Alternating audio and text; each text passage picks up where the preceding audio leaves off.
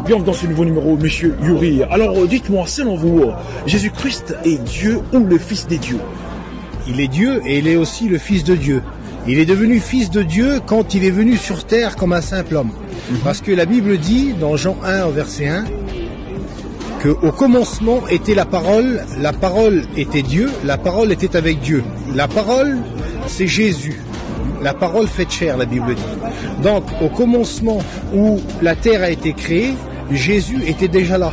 Ah, il était déjà là dès le commencement. Il était déjà là avec Dieu. Il n'est pas une création de Dieu, il est créateur comme Dieu et le Saint-Esprit. Sont tous les trois des créateurs. Ils vont dire au commencement, créons l'homme à notre image. Le premier homme qui est Adam a été créé par Dieu, par Jésus et par le Saint-Esprit. Excusez-moi, mais pourquoi avant on ne parlait pas de Jésus? On a parlé de lui juste quand il est apparu sur terre. Dans la Bible, il est parlé de Jésus, mais il a une autre appellation. Dans la Bible, dans l'Ancien Testament, Jésus est appelé l'ange de l'Éternel. Quand vous voyez marqué l'ange de l'Éternel dans la Bible, dans l'Ancien Testament, c'est le nom de Jésus. Jésus, son nom est apparu comme il est né sur une identité humaine, parce qu'il a fallu que le Saint-Esprit lui crée un corps humain. Comme vous savez que l'ange est apparu à Marie pour lui dire qu'elle va avoir un enfant et que cet enfant s'appellera Emmanuel, Dieu est avec nous, et que cet enfant qui est né, on lui a donné le nom de Jésus. D'accord. Mais avant, il était déjà là. Avant de naître dans ce corps humain, il était déjà esprit avec Dieu dans le ciel. Tout ce qui a été créé sur la terre a été créé par Jésus, par le Père et par le Saint-Esprit. Certaines personnes qui ont trop de confusion par rapport à ça, que Jésus est le Fils des dieux, ou non, Jésus n'est pas le Fils des dieux, il est Dieu. Mais comment expliquez-vous cela? Parce qu'il y a aussi beaucoup de Bibles qui ont été éditées par des éditations qui sont anglaises et qui ont traduit une mauvaise traduction, et donc ça l'a défini une autre sorte de mot.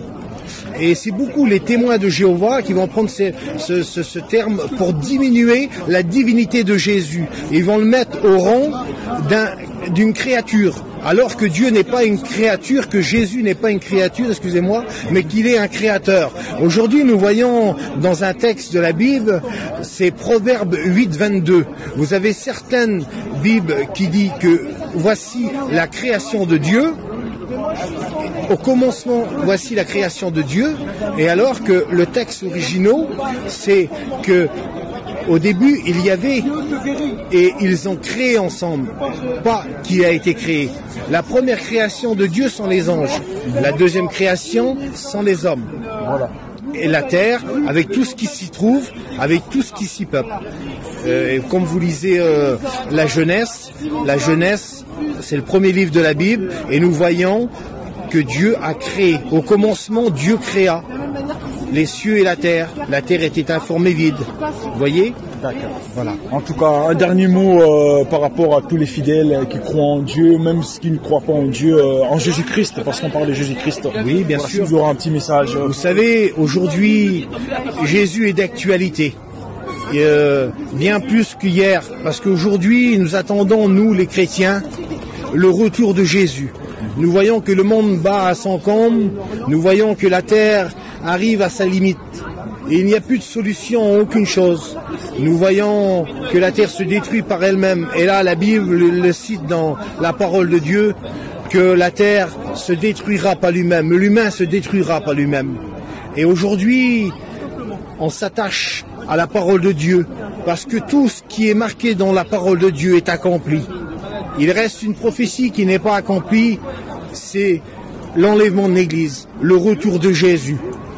Et ces choses sont d'actualité. Jésus est à la porte.